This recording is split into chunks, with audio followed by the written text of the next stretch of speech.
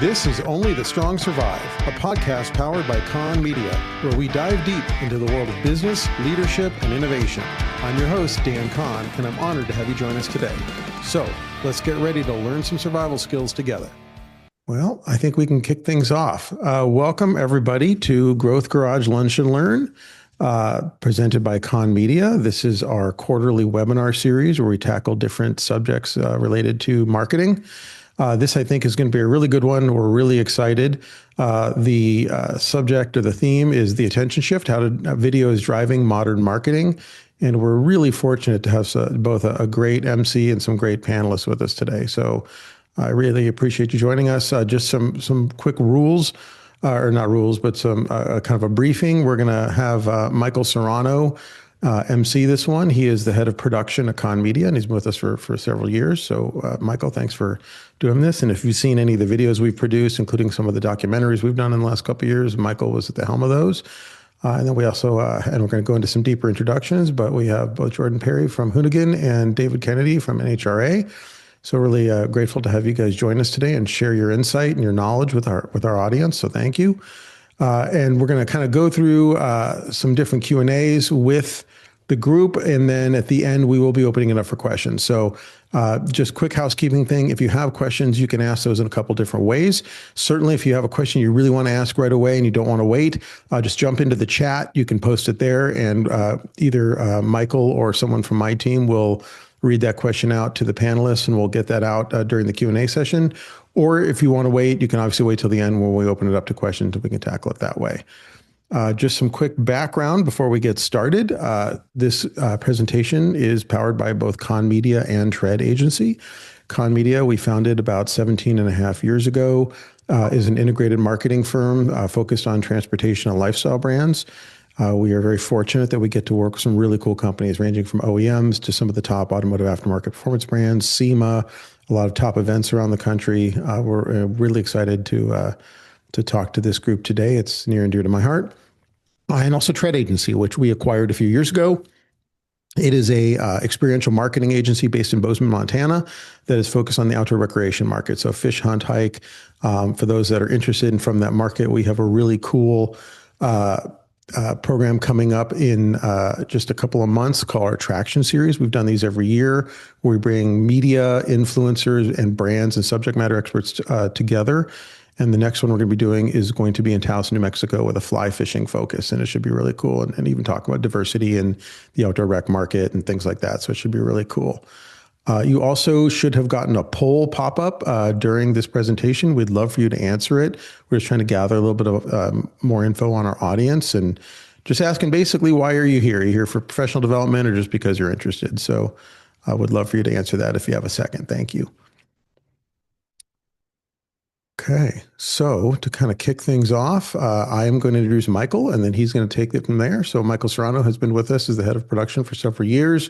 Michael's from LA, and he has worked with us on dozens and dozens of clients and probably hundreds of projects over the last couple of years. And he is just quietly marching along with his kind of quiet confidence and stacking up win after win with some really cool content.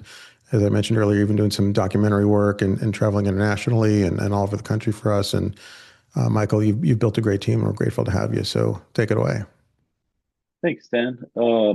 Yeah, so like Dan said, I've been with the company for several years.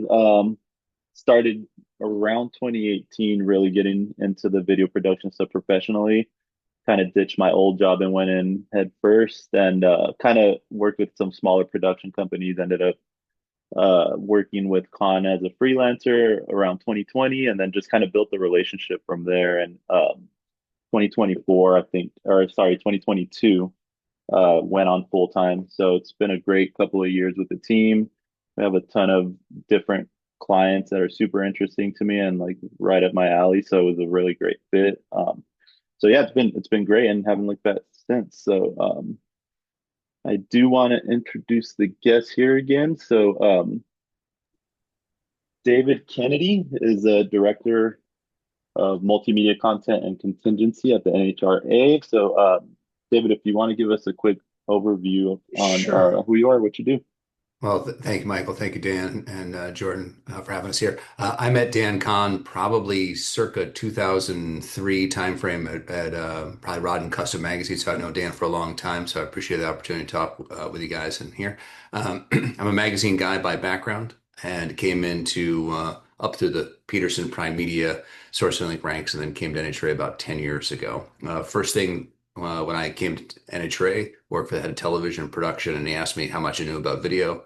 And we began a journey over the last 10 years because coming from the previous world that was heavily print based to now drag racing is heavily video based, it was a good steep learning curve for me over the last 10 years. So I'm sure we'll talk a little bit about that. But by definition, I'm a storyteller, a powertrain person, and we're drag racing this weekend in Phoenix, Arizona. So we'll talk a little bit about that today too. Awesome. Thanks, David, and thank you for being here with us today. Moving forward, our other panelist is Jordan Perry, marketing director for Hoonigan Industries. So, Jordan, you want to give us a little quick overview on yourself? Yeah, absolutely. And thank you guys for inviting me on. Been super excited to join in on this and get a chance to talk with you guys and hear from David as well about his experience. Going back a little ways, I have a pretty organic background. I grew up with a family who participated in motorsports, so it's been a real natural path for me. Started creating my own automotive related content about 11 years ago. Ended up with Hoonigan about 6 years ago. And at this point, I'm the marketing director, like you said, at Hoonigan. I'm leading brand strategy, content development, marketing strategy across our platforms, everything from social media to e-commerce partnerships, some email marketing, not all video, spans the gamut. Awesome, awesome. Well, again, thank you both for joining us. I'm really excited to get some questions going and kind of see what your guys' worlds look like. I know you guys come from two different backgrounds here, Yeah. so it'd be really interesting to see how you guys tackle certain situations. So, just going to cover real quick what we're going to go over today. So, here are a couple of things we're going to cover, and we're going to end it off with about 15 to 10 minutes of Q&A from our viewers. So, we're going to be talking about why video dominates modern marketing today, planning video with clear goals and strategy, where video drives value across the customer journey, and measuring video performance and real marketing impact. So those are just some of the things we're going to try and cover today. If there's anything else that's not on this list that you as a viewer have a question, feel free to drop it in the chat, and we'll try and get to your guys' questions at the end or maybe even during if we have time. So feel free to drop those in. But yeah, we could dive right in. Awesome. So we could kick it off with the first question here. So a lot of brands want to do more video. What are some good starting points for companies or brands to kind of get into video with the current landscape of video? And anyone can take it away here if you guys want to take turns chatting there. Jordan, Okay, maybe I can jump in first because in some go cases for it. I might say you go two different directions. If you've inherited an old brand with a lot of expectations, it kind of will shape a lot of how you'll begin and probably how you should proceed. NHRA is 75 years old, and it started basically in print photo. So a lot of our looks, the visuals, the vocabulary of our brand were defined before any of us were born. And Yeah. and in order to kind of leverage that storytelling, we're I don't want to say locked in, but we can leverage a lot of existing story. So the first thing I would look at is look at your history, look at your identity, and then look at the identity of the audience. And you're going to craft content, probably short form to begin with, just so you can introduce yourself to a space and have it at a scale that you can manage. You know, if you were to start with a docu-series, 10-part, 10-hour thing, too much. So start easy. You know, recognize yourself, recognize the audience, and choose the easiest path to connect those two. Yeah. I really like this question. And I think that that's a perfect response as well. Um, I think it really comes back to one. like you said, knowing your audience, how to be authentic to, whatever you're passionate about and your audience that you've curated. But then also, one thing I've noticed a lot of brands struggling with is being able to figure out what each piece of content is about and not being just beholden to their business goals, but letting each piece of content really serve its own purpose within their content strategy. So, to dive a little bit deeper, I think it's, you got to know your brand, you got to know your brand voice, you got to know your audience, you got to have consistency, but you also have to be able to let each piece of content have its own goal. Awesome. I love that. Okay. Okay, so another question for you too here is so you have brands like Hoonigan, obviously, who's geared more towards like the social side, and then you have the NHRA, who's more has more of a traditional broadcasting background. How should those two type of brands approach video differently? Because I'm sure there's a ton of differences between how you guys produce content, what platforms you push content through. So how does what differs from those two? Yeah, And that's a I'll great. let you go first, Jordan. Yeah, sure. Okay, yeah, I think that's a great question. It's interesting to compare, NHRA and Hoonigan. They are very different. I'm sure our approaches are different with the same goal, essentially. We're both choosing our lane or have inherited a lane, like you mentioned, David, which is really interesting. But I think that also puts every brand in the same boat per se, because it's important to acknowledge. To me, it's really important to acknowledge, luck and timing. Hoonigan started at a different era than NHRA, and social media was popping off at that point in time when Hoonigan started really early on Instagram. And those same opportunities exist for brands that are listening to this today, just on different places. Um, so while Hoonigan is very much a social first, creator led um, brand and content platform that's just built for speed, creator personalities, um, and just pumping out content that our audience likes is our main goal. That opportunity exists elsewhere too, on new platforms, TikTok, Instagram. It's not that videos change, you just got to identify where to do it. And I think I would follow up with that, for us, what's the behavior you want your audience to create? We have audience. It's something that we serve, but the behavior that we want that audience to take on isn't just to be a static audience. We want them to do things. And Yeah. for NHRA, the two behaviors that we want that benefit us the most, the first one that has the immediate economic incentive is to come to a race. That's the primary motivator. So every storytelling opportunity is really a push to have you come to race, buy a ticket. But there's an even more valuable one that we participate with, not as obvious, but we really want to make more people like us. And when I say like us, I mean more racers, more industry, more storytellers, more people that see this as a marketplace for them to be fostered. I come from a magazine background, and the H and the R from NHRA is Hot Rod Magazine, because our founder came from that. And as I've gotten into this more, I realized the association is the part that was the most important to them. They wanted to see this as an opportunity. So, our opportunity now is, can we make more racers?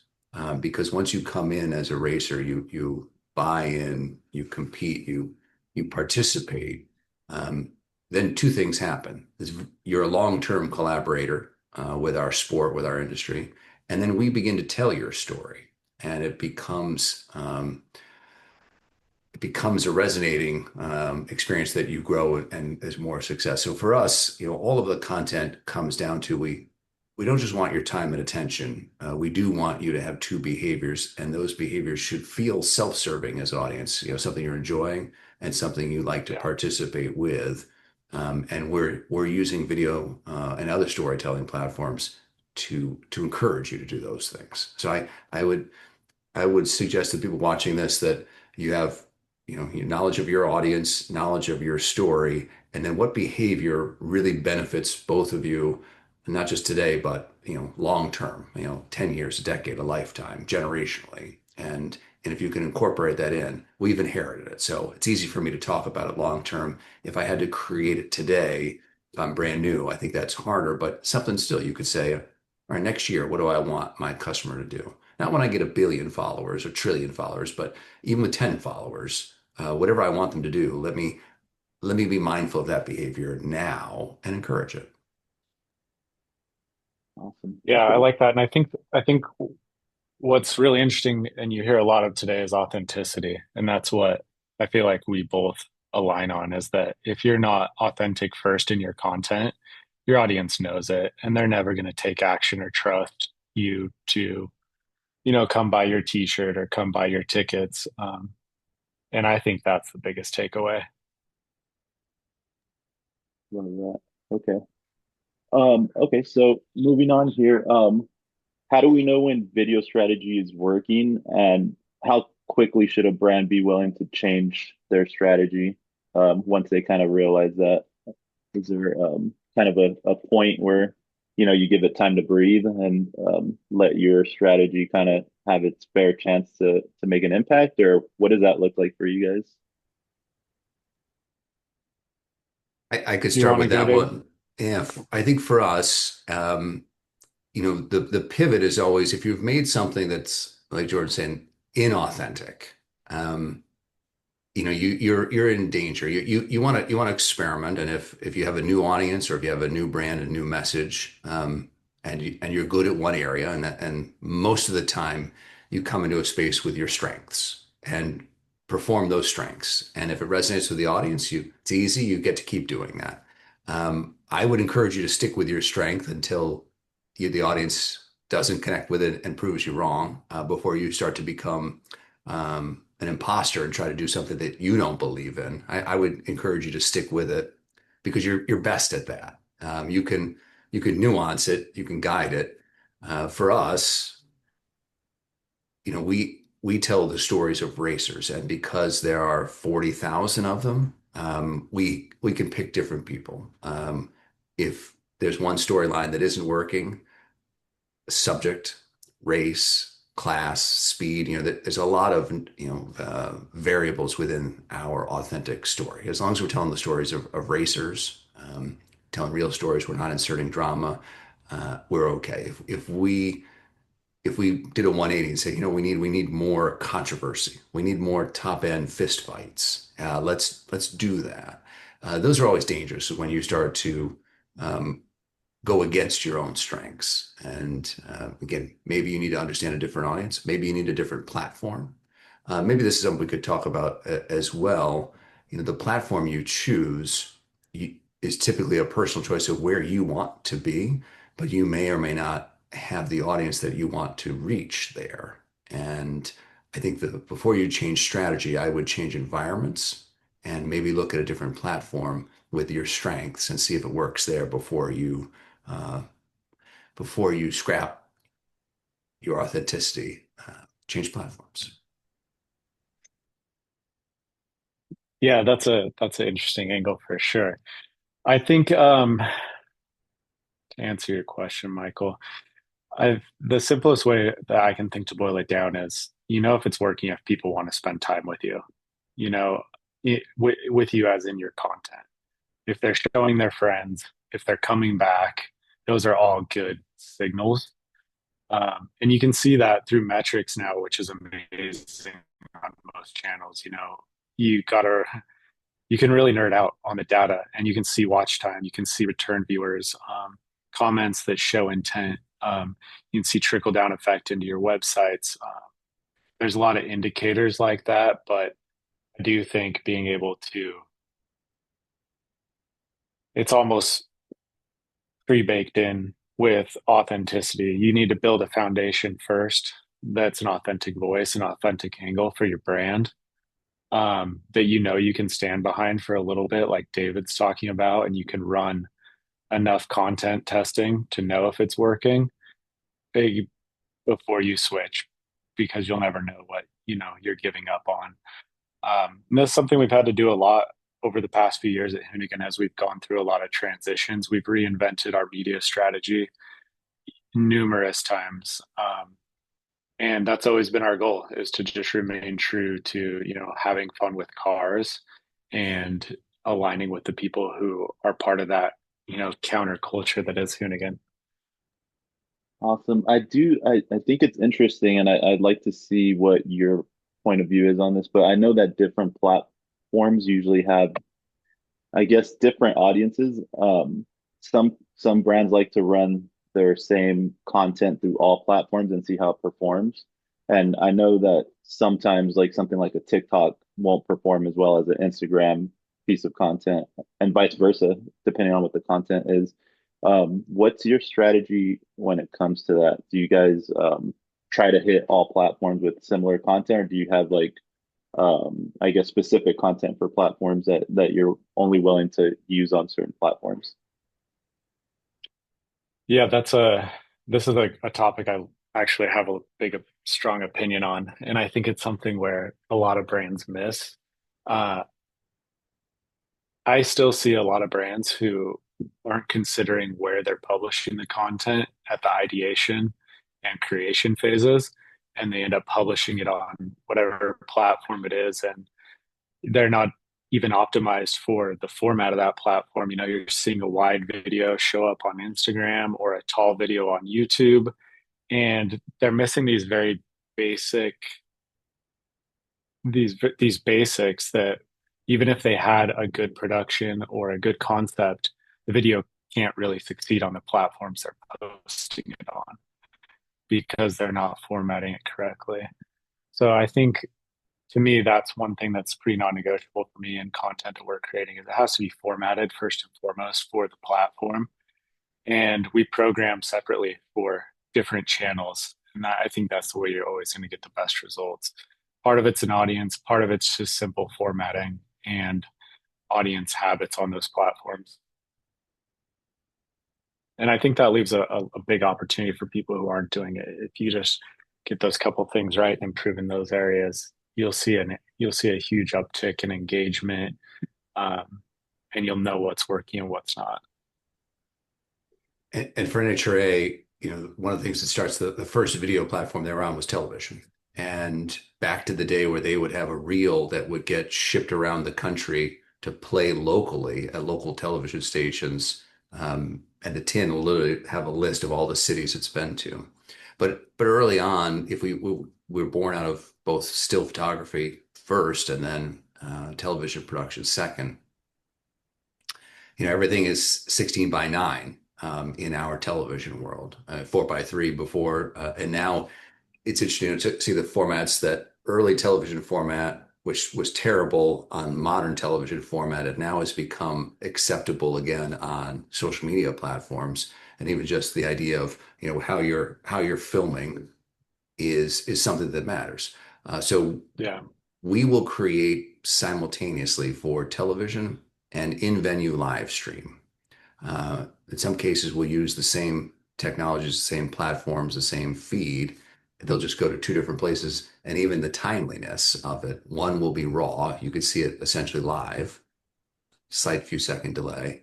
One will be the same footage, highly produced, shown later that day or shown the next day, simultaneously with a social media team that will capture content, photography team that'll capture content, and these things will be deployed. One of the things that helps us a lot, knowing that we're going to be on, nearly a dozen platforms in one way or another over a weekend, is that all that content can reside in one location so that it can be extracted in a meaningful way. And I think that's something at a big scale. Again, we've inherited a lot of this. So we started with large production, and then we found ways to sample it off down to clips. Now we're finding the quickest way to get short clips for social media is typically to have an independent video production, whether, again, it's on iPhone that's in parallel to the TV show. And sometimes those two things, sometimes iPhone can end up on TV. Definitely television footage ends up on social media. But it is platform specific. And again, audience specific. Yeah. The example I typically use, you won't watch a television show to watch 15 seconds of a slow motion burnout of a top fuel slick. I mean, it happens on TV. We just don't dwell on it. It doesn't work. Social media, that might be all we show, and it will get more views than a television segment will, Yep. because audience will watch it multiple times. All the audience will share it. Audience will come back and refer to it. And because it's an event, it becomes a timeless thing that can be shared next week, next year, next month. And I think those are also things to keep in mind. So you have different platforms and then different content and then the timeliness of those things. So it's a lot of scenarios as it gets very large. Again, our strategy is led by television, knowing that we have probably equally large audience or larger in some cases on social media. And then our partners may value being on television more than being on TikTok. 10 years from now, they'll probably value a platform that doesn't exist today more than anything. And so we'll be mindful. And maybe the point that I realize everything we're trying to do is trying to bring the audience as close to the action as possible. And because I can't walk you down to the starting line of a drag strip individually for everyone, we're trying to get you there through our platforms, through our experience, and keep you there as long as possible. So I would keep those things in mind. And for a lot of people watching, listening, you start with one platform. And the one that you feel most optimized for, that you enjoy the most, that you think your audience is on the most, and then build from there. Maybe choose two. If you try to immediately jump into 13, it's going to be daunting. And I think the only strategy then is to take the same content and put it every place and watch it sort of fail in the places that it's not optimized for, and then tweak those strategies on those new platforms or larger platforms as they come along.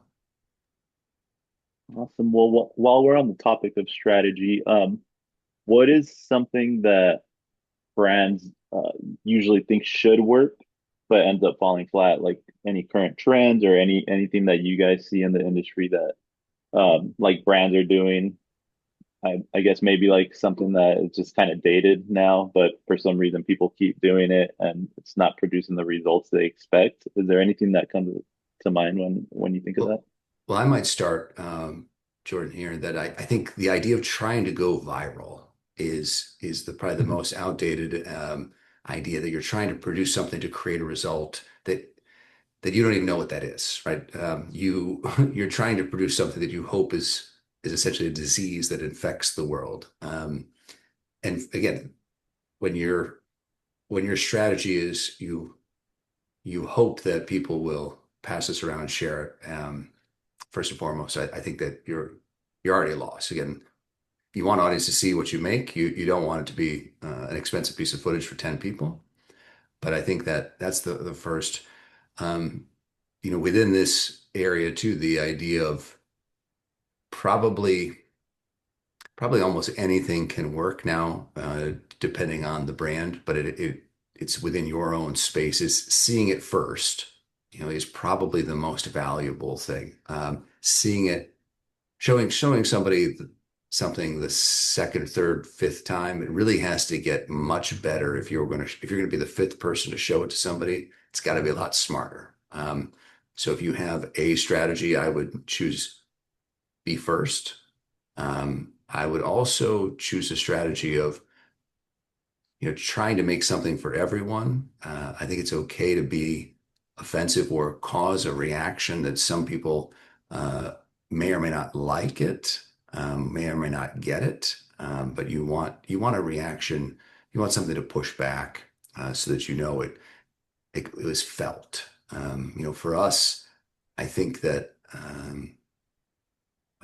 strategies that we have had in the past that we've abandoned, even moving people from platform to platform and trying to create a directional opportunity. We spent a lot of time doing that in the past, where we tried to get people to go to a certain place that they weren't natively at. That's probably a mistake.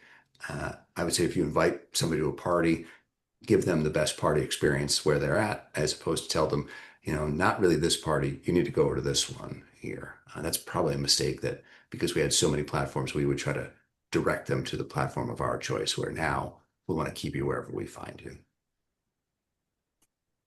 Yeah, I think that's a super important point. Uh, we've we've found we've gone through the same experience as well there. For a lot of years used social media to kind of market other platforms, and that's something we moved away from entirely. In fact, for example, like on a Gymkhana project, it's primarily rooted in a film that lives on YouTube.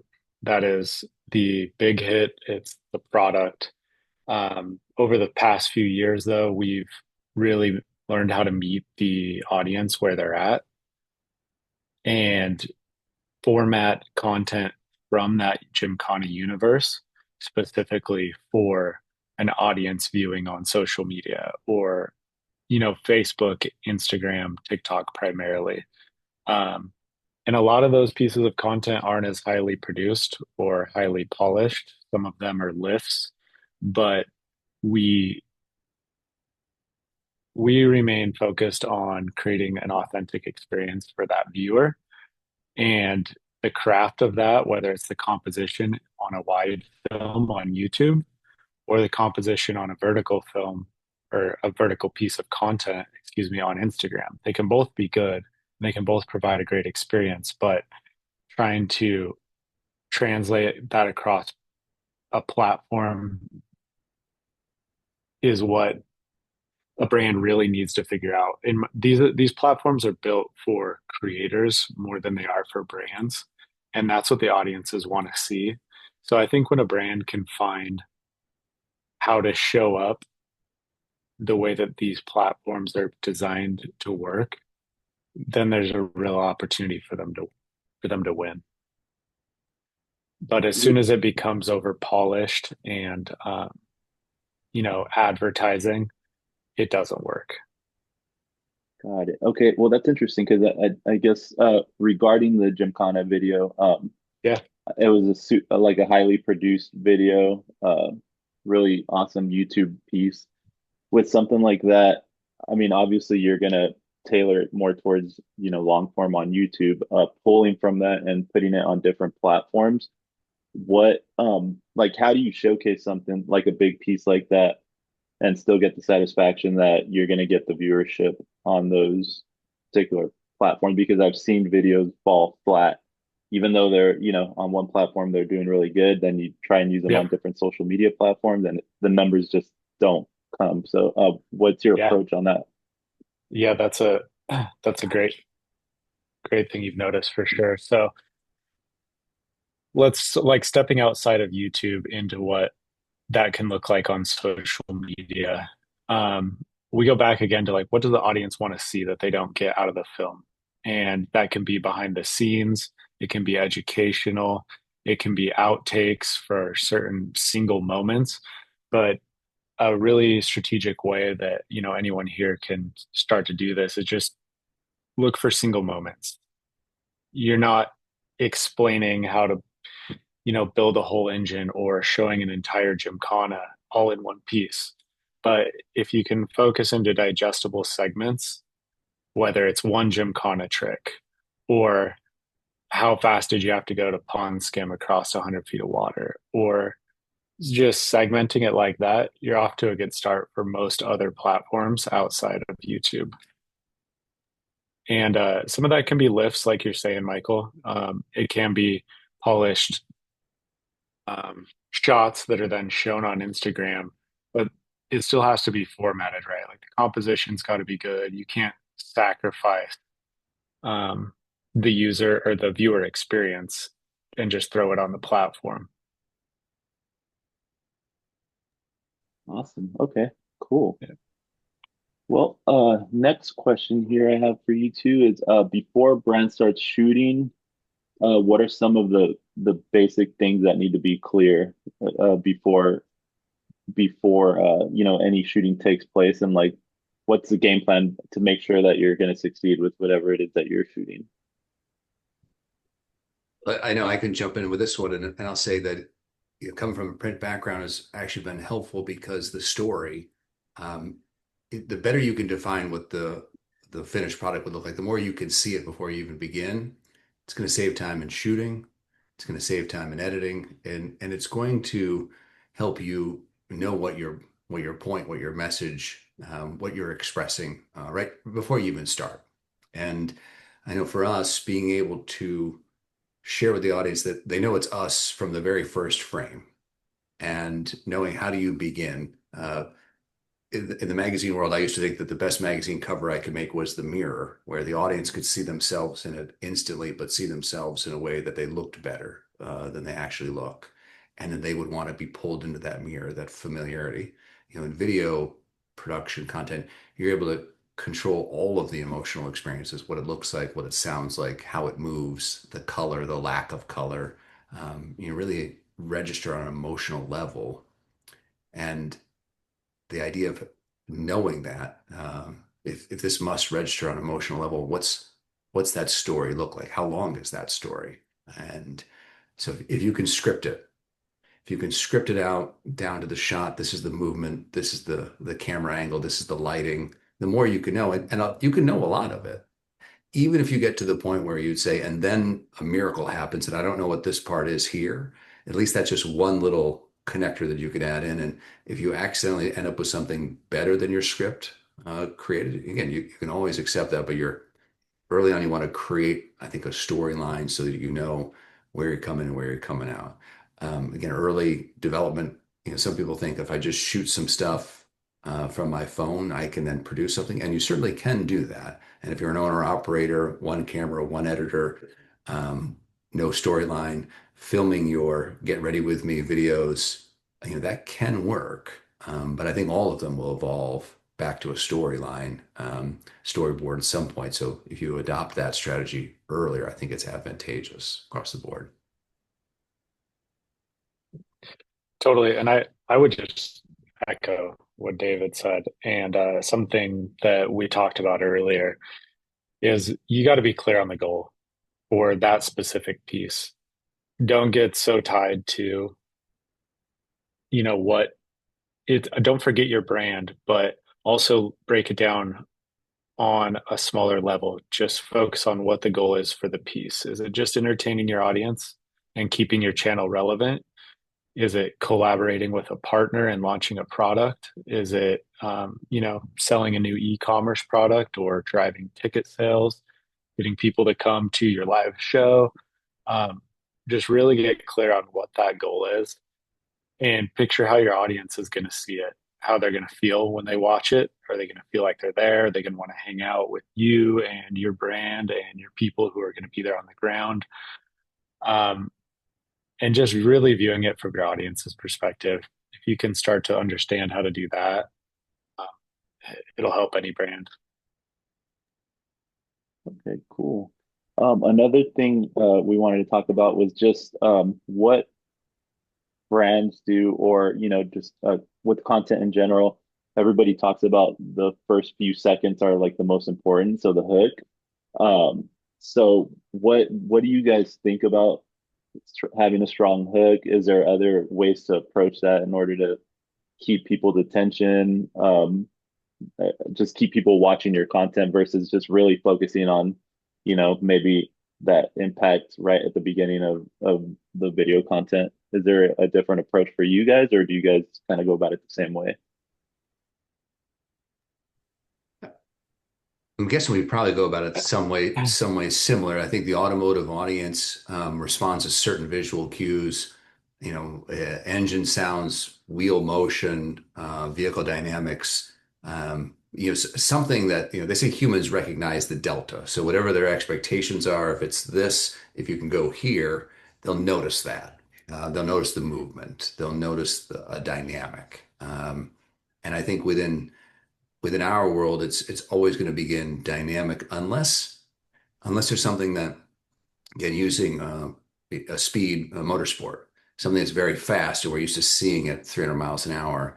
If we can slow it down into ultra slow motion, that can also be a hook. But I think for us, it's start with an emotion that they're going to notice, they're going to feel, and then ramp up, not ramp down. So it's start with an energy, recognition, familiarity, almost like a John Williams musical score, something that even though they've never heard it before, it feels familiar. It feels like they've already known it, and then take them up with it.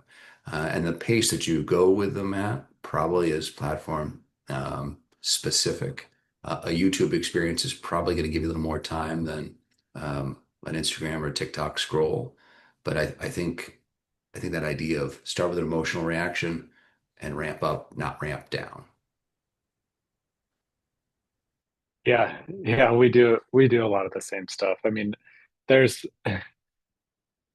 the topic of hook is a science at this point, and it's so interesting how it's constantly changing and what people are learning and understanding and figuring out. Um, so there's immediate payoffs, there's curiosity, there's a lot of low-hanging levers that you can use. Starting with action, showing an outcome first, creating tension, instantly. All of this is strategy that people use, and we don't use it all the time. Sometimes we do when it's fun and authentic. Um, that first 2, 3 seconds is where those hooks really deliver and convert for most people. And if you're a brand who doesn't want to use hooks, you just got to make sure that, like David said, you're resonating instantly with something authentic, even if it's not, real hooky, or else it just becomes really long in the tooth most of the time, and the social media algorithms just won't serve it, and you'll get little to no traction. Um, I think the biggest takeaway is just shoot your content in a way that makes the audience feel like they're actually there. If you can make them feel like they're there, like David said on the starting line, such a great example. If they're there on the starting line at NHRA, or they're behind one of the camera guys on the Gymkhana set, and it actually feels like they're there, that's where you're really going to start unlocking success on social media.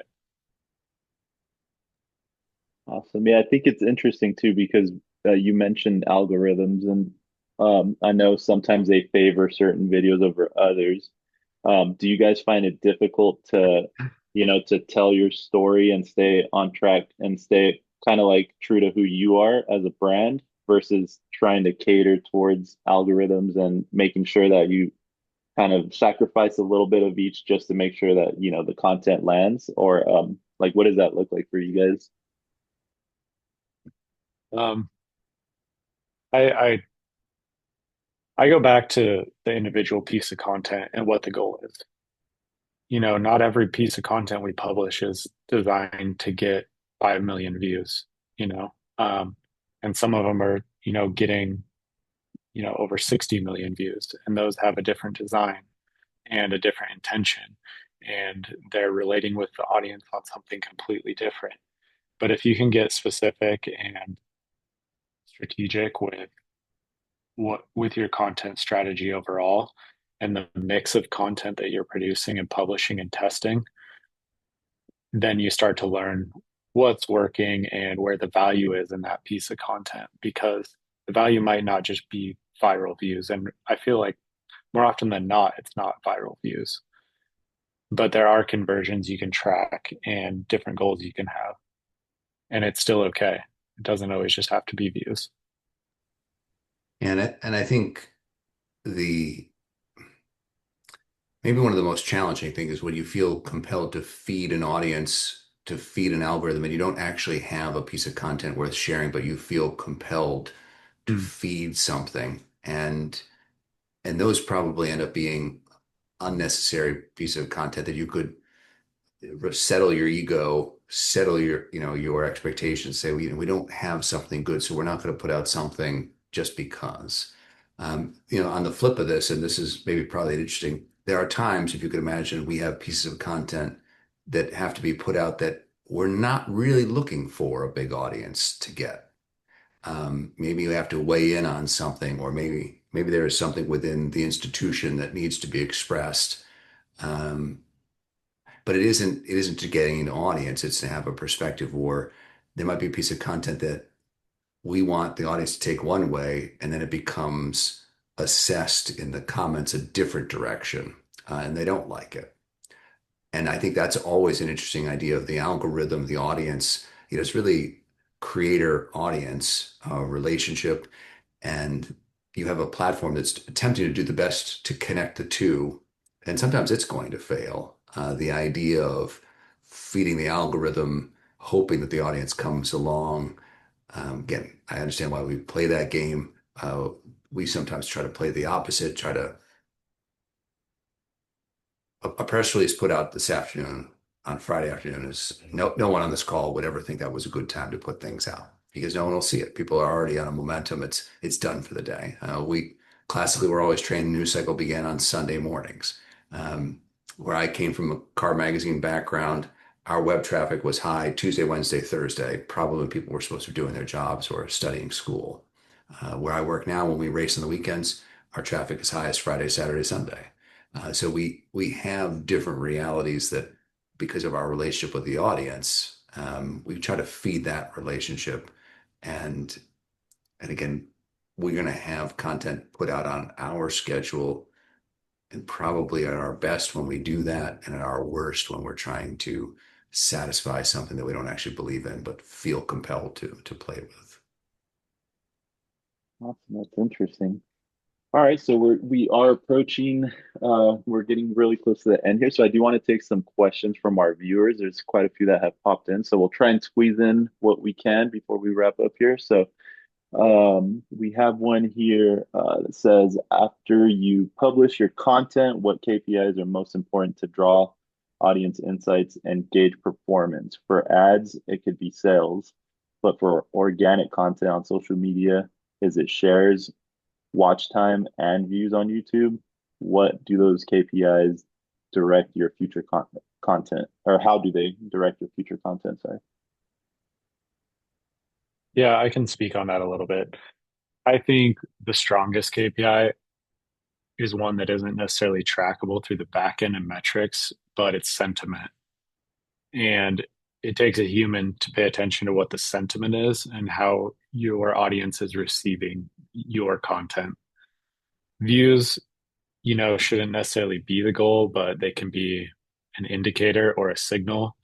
But the engagement could also be a bad thing, go to the comments and it's, 100,000 bad comments isn't a good thing either. I mean, I guess it depends, but any publicity can be good publicity, I guess. I don't, but you need to understand sentiment and how it's being received.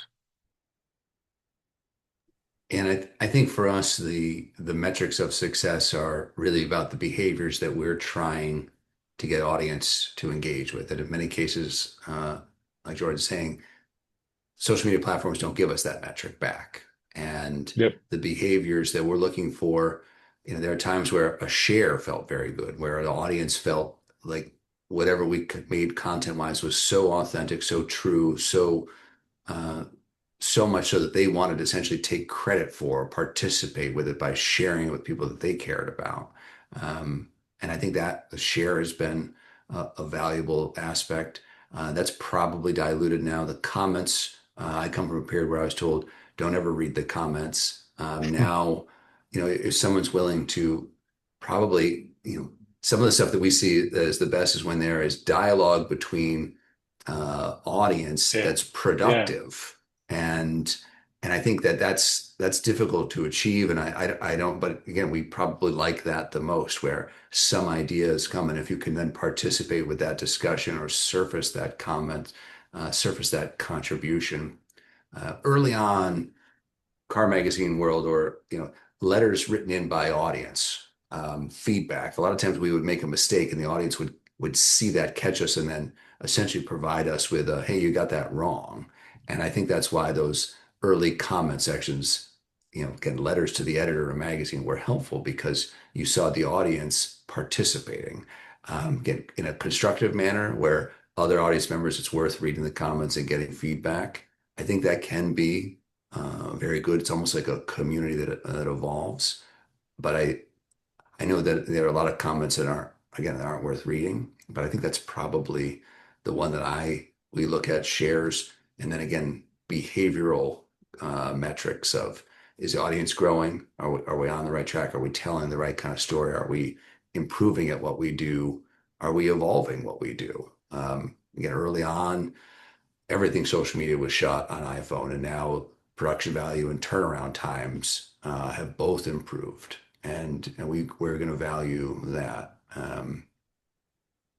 Again, many people here listening, if you started early, your numbers are already big. And the algorithms were so beneficial early on that, getting a million views on something, it was the platforms, that's all they could want is to put in front of a number of people, the number of comments, the number of people were shown to. Now a lot of those metrics are things that you're chasing. And I always come back to if you're chasing any one metric, it's you should whatever you want when you get that number of likes, comments, or views or shares, do that now. Don't wait.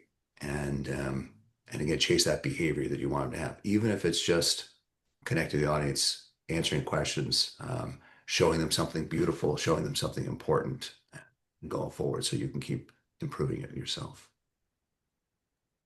Very cool. We do have a specific question here for you, David, from the viewers. What's your advice and what is the value of print paired with video? Like the NHRA and the National Dragster, with National Dragster at the NHRA TV or other video advertising? Sure. I think that because we have the two intrinsically drawn out, and Jordan, you said earlier on moments, there was a time where there was a battle between the still photographer and the video editor, who they were both trying to find these moments. And if there was 10 frames or 20 frames per second a camera could shoot, or the idea of how small of a video clip would resonate with the audience. So we're looking for those moments. Again, I'm a talker, so we can talk all day long, right?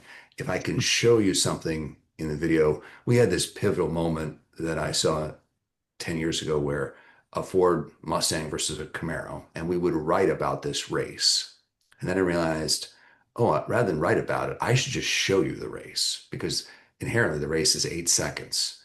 And I can show it to you in 8 seconds, as opposed to you can't read what I'm going to write about it in 8 seconds. So I think there's some great advantage to video on top of story. If I want to pull you in behind the scenes and take an 8 hour, an 8 day, an 8 year experience, I can distill that down into a 60-second read. So I think it's about playing with time. Again, it's almost like slow motion or curation. So print is still very valuable if you're trying to curate a huge experience into a digestible, understandable piece of wisdom. And video is very effective if you're just show me what happened, show me that reaction and let me see it for myself. A sidebar experience, great example of an opportunity. Leah Pritchett, Pruitt, involved in a Top Fuel car wreck in St. Louis, 2020. Top Fuel dragster launched, went down half track, it bowed in the middle, broke in half, and she went up in the air. Parachute deployed, and she came down and landed, I think, right rear tire, and slid to a stop. And she's driving a canopy car. So before the car comes to a stop, by some miracle, you're seeing her open the canopy and she gets out. And she essentially tells the audience she's okay by doing so before a safety crew even is there. And it was really bad. You can look it up online. It doesn't look like she's going to get out of the car when it's happening. But the part that's not known, and we don't have any video of it, is that at that particular race, she raced two cars. She was going to get into a Dodge Challenger, something called a drag pack, something that runs 7.5 seconds instead of 3.5 seconds. And in order for her to drive that slower car, she actually has to change fire suits.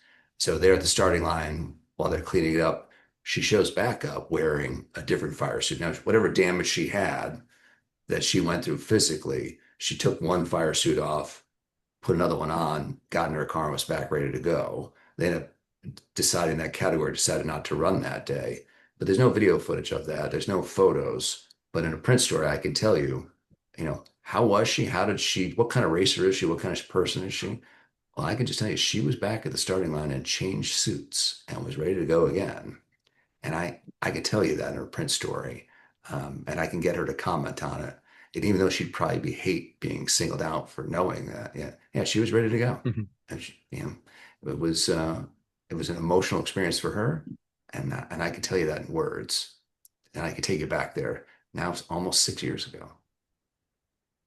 Oh, It's pretty interesting there. I have another one here from the viewers for both of you.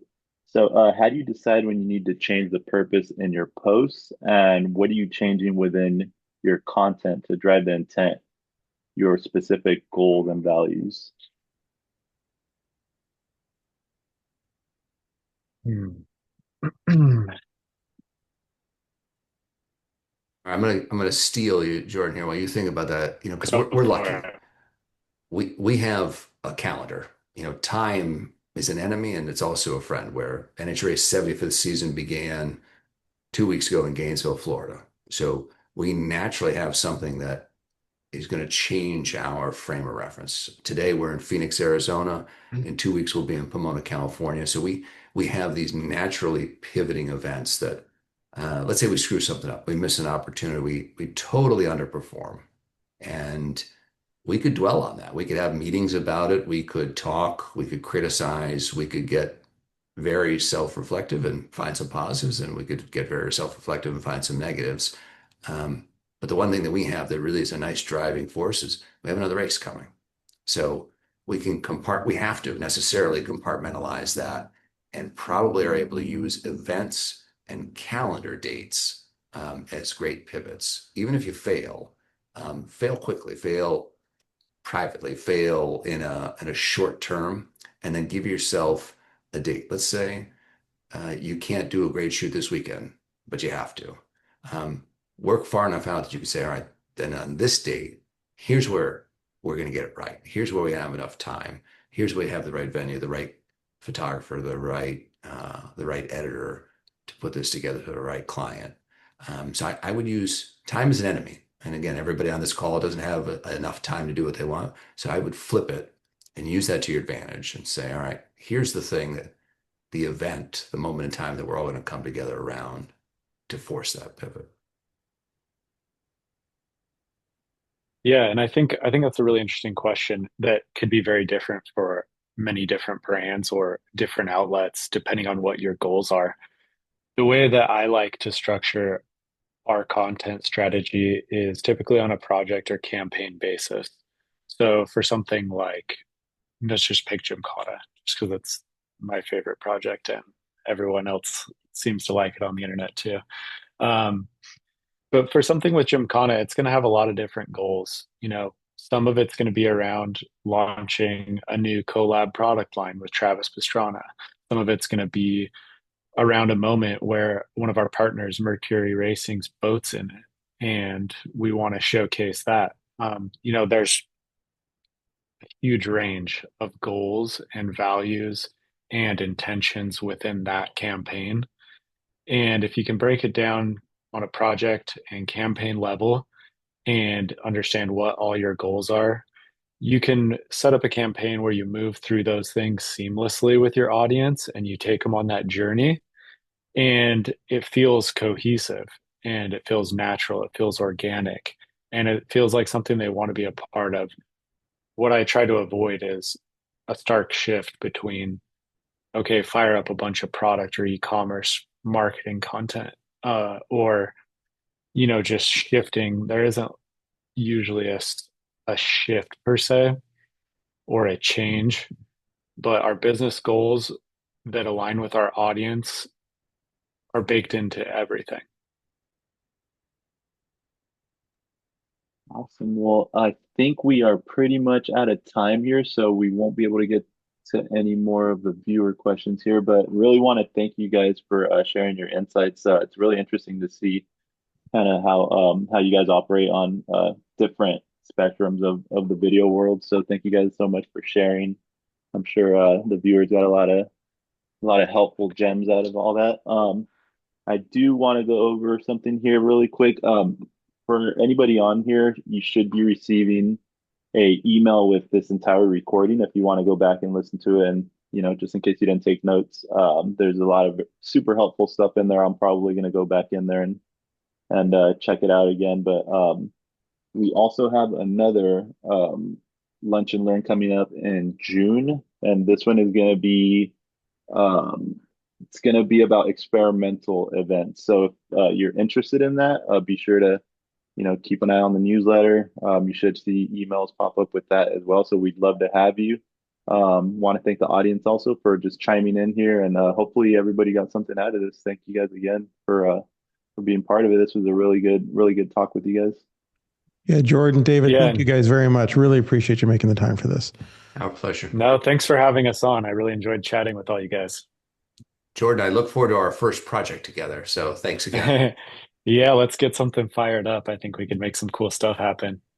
And to everyone who joined us at home or at the office, thanks for making the time. And I don't know about you guys, but I was taking notes. There were some pretty amazing gems in there. So thank you again.